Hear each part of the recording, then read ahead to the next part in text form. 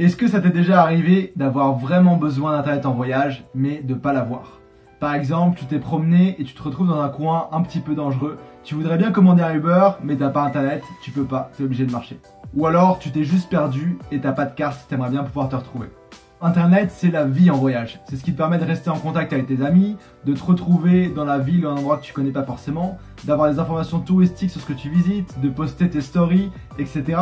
Voire de travailler en voyageant si tu es nomade digital comme moi. Le vrai problème, c'est que s'il y a des solutions assez évidentes qui existent, elles fonctionnent pas partout et c'est pas évident d'avoir accès à internet partout où tu es quand tu voyages, sur ton téléphone, sur ton ordinateur, sur ton appareil photo, etc. etc. Donc dans cette vidéo, je vais te présenter les 5 manières d'avoir internet partout avec toi tout le temps et peu importe où tu voyages. C'est parti, jingle.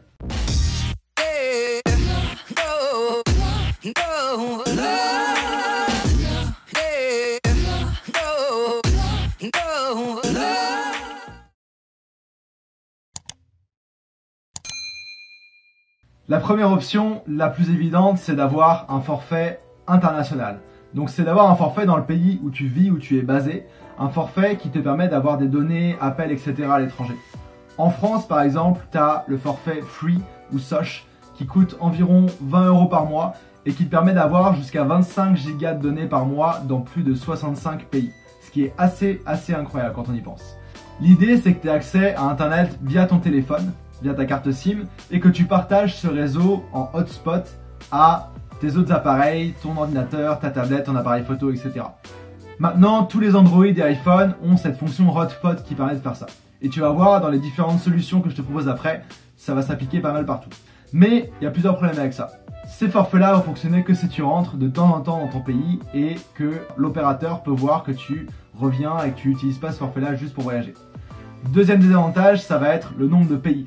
65 pays, c'est juste un tiers des pays qu'il y a dans le monde. Donc tu peux vite être assez limité par ça.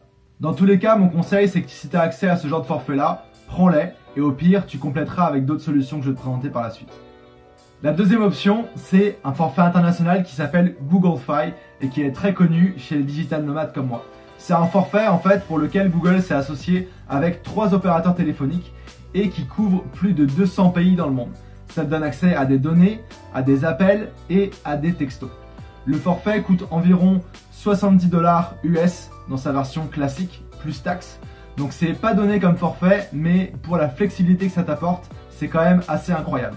En plus d'avoir accès à de la 3G, de pouvoir partager à ton ordinateur, etc.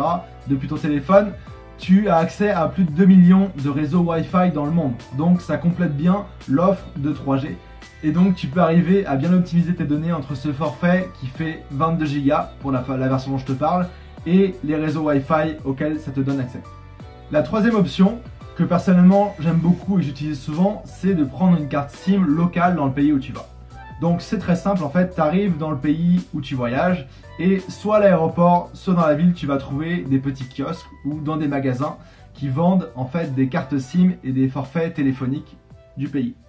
L'idée c'est que tu vas souvent devoir acheter ta carte SIM, souvent c'est pas très cher, environ 5 €, parfois jusqu'à 10 $ canadiens. Et tu vas là-dessus rajouter des données. Donc tu vas acheter par exemple, je sais pas, pour 20 $ ou 15 €, tu vas acheter 3 gigas sur un mois dans un pays donné. Un intérêt de cette méthode-là, c'est qu'elle est hyper flexible. Pas besoin de payer un forfait tous les mois qui est assez cher. Tu as juste à arriver dans le pays où tu vas. Tu prends la carte SIM, tu prends ton forfait. Quand tu as fini, tu recharges, etc. En plus, si comme moi, tu as un téléphone qui peut avoir 2 cartes SIM, moi j'ai un OnePlus qui peut avoir 2 cartes SIM en même temps, tu peux garder la carte SIM de ton pays initial, donc ce dont je parlais dans la première méthode, et avoir en deuxième carte SIM, une carte SIM d'un pays où tu voyages souvent. Par exemple, dans mon téléphone, j'ai ma carte SIM canadienne et j'ai ma carte SIM de République tchèque que je peux utiliser partout en Europe. Quand je suis retourné au Mexique à Noël, j'avais déjà une carte SIM que j'avais utilisée en avril dernier et donc j'ai pu simplement aller dans un magasin, la réactiver et j'ai accès aux données, etc. Un autre avantage, c'est que ça peut te donner accès à des exclusivités ou des bonus locaux. Par exemple, en Thaïlande, quand j'étais à Chiang Mai, le fait d'avoir une carte SIM AIS, ça me permettait d'avoir accès au Wi-Fi dans un centre commercial où il y avait un coworking qui était gratuit, ce qui est plutôt cool. La quatrième méthode, c'est de se baser sur les réseaux Wi-Fi ou Wi-Fi, comme je le dis, auxquels tu as accès.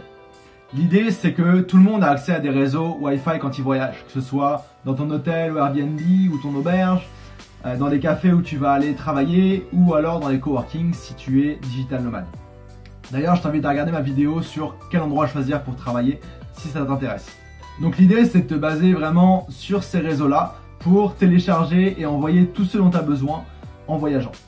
Parce qu'en fait, aujourd'hui, on peut faire beaucoup de choses hors ligne de cette façon-là. Par exemple, tu peux télécharger tes cartes Google Maps, tu peux télécharger tes séries Netflix, tes musiques sur Spotify. Tu peux aussi faire des choses à l'avance qui vont être envoyées dès que tu as accès à Internet. Par exemple, si tu es dans un bus et que tu n'as rien à faire, tu peux répondre à tes messages Facebook, tu peux publier des stories, tu peux envoyer des mails depuis ton téléphone, ton ordinateur, et dès que tu auras accès à Internet, au Wi-Fi, tout ça, ça va partir ou ça va se télécharger. Honnêtement, c'est la méthode la plus cheap pour avoir accès à Internet partout où tu es quand tu voyages. Par contre, tu vas avoir des moments où tu auras vraiment besoin d'Internet et tu l'auras pas. Mais pour avoir accès à plus de réseaux Wi-Fi, il y a différentes manières qui existent de faire. Il y a notamment Google Fi, dont je t'ai parlé en deuxième option, qui offre un accès à plus de 2 millions de réseaux Wi-Fi dans le monde. Je vais aussi te mettre accès à une carte Google Maps qui donne les mots de passe des Wi-Fi de beaucoup d'aéroports dans le monde. Comme ça, tu auras accès dans pratiquement tous les aéroports. Et la cinquième option, la plus avancée, c'est d'avoir avec toi un genre de modem mobile, un hotspot qui te permet de faire ce qu'on appelle du roaming. Donc l'idée, c'est que par exemple avec SkyRoam, tu as une boîte orange qui fait office de réseau Wi-Fi et peut te permettre de connecter jusqu'à une dizaine d'appareils. Donc la boîte orange chez SkyRoam, tu peux l'acheter ou alors la louer et tu vas devoir payer tes données soit au giga, soit par jour ou alors avec différents types d'abonnements. Ce genre d'outil avec SkyRoam, ça te donne accès à Internet dans plus de 130 pays dans le monde, ce qui est quand même assez honorable. Si tu voyages dans des endroits reculés et que tu as besoin d'un hotspot qui peut fournir du réseau Internet à jusqu'à 10 appareils, donc ça peut être téléphone, ordinateur, appareil photo, tablette, etc. et que tu veux éviter de brûler la batterie de ton téléphone en le mettant en hotspot, ce genre de solution-là pourrait bien t'intéresser. Alors c'est des solutions qui vont être souvent les plus chères dans celles que j'ai recommandées, mais honnêtement, pour la tranquillité d'esprit, ça peut valoir le coup. Un dernier conseil super important pour toutes ces méthodes-là, c'est que je te conseille quand même de télécharger tout ce que tu peux en avance. Que ce soit des cartes sur Google Maps, des films et séries sur Netflix, des emails, des documents, etc. Ou même des langues dans Google Traduction. Je te conseille de télécharger tout ça en avance, comme ça, même si tu as Internet ou tu n'as pas Internet, tu es prêt à toute situation et tu pourras toujours te débrouiller. Une question pour toi maintenant, qu'est-ce que tu utilises comme méthode dans les 5 que je t'ai mentionné? Ou alors est-ce que tu utilises une autre méthode dont je n'ai pas parlé dans cette vidéo? Dis-moi directement en commentaire sous cette vidéo, ça m'intéresse beaucoup et c'est des choses qui changent très vite, donc avec les commentaires, on va pouvoir s'entraider là-dessus. Donc dans cette vidéo, je t'ai partagé mes 5 meilleures manières d'avoir accès à Internet partout quand tu voyageais. La première, c'était via ton forfait de téléphone dans le pays d'où tu viens. La deuxième, c'était de prendre un forfait de téléphone purement international qui te donne accès à Internet dans plus de 200 pays, comme le Google Fi. Ensuite, je t'ai expliqué comment ça fonctionnait pour avoir des cartes SIM locales, peu importe où tu voyageais, et avoir accès à Internet dans les coins les plus reculés de la planète. Quatrième option, je t'ai parlé de comment optimiser les réseaux Wi-Fi ou Wi-Fi et avoir accès à encore plus de ces réseaux-là.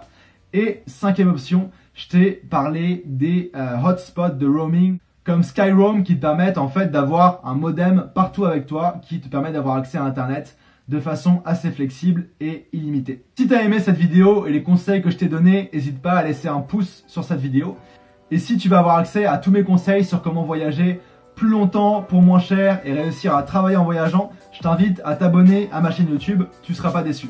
Et si tu as regardé cette vidéo parce que toi ce que tu veux c'est voyager indéfiniment quand tu veux, où tu veux, j'ai une formation gratuite sur les 8+1 étapes pour devenir freelance nomade digital qui pourrait vraiment t'intéresser. C'est une formation vidéo que tu reçois par email pendant 7 jours. Le lien est juste en dessous dans la description. Bonne journée à toi et à très vite.